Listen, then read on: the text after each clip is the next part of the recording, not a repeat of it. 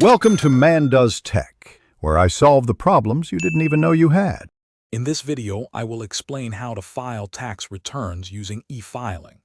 E-filing is a modern, efficient way to submit your tax return directly to the tax authority from your computer or mobile device.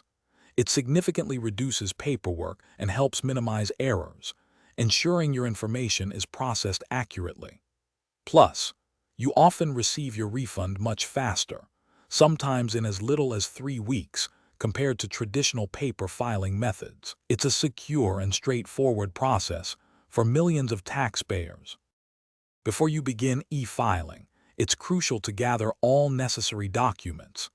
This includes income statements like your W-2 from employers or various 1099 forms for other income sources.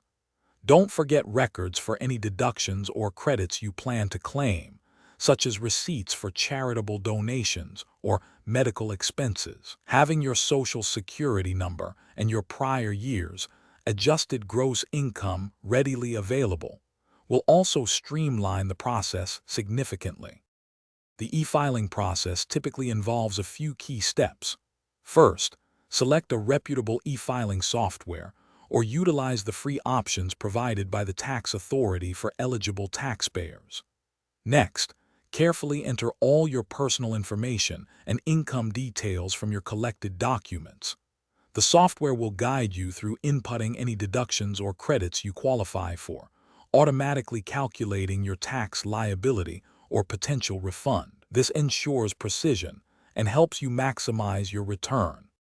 Once you've entered all your data, take a moment to meticulously review everything for accuracy. Double-check all numbers and ensure no information is missing. You'll then electronically sign your return, often using your prior year's adjusted gross income or a self-selected personal identification number.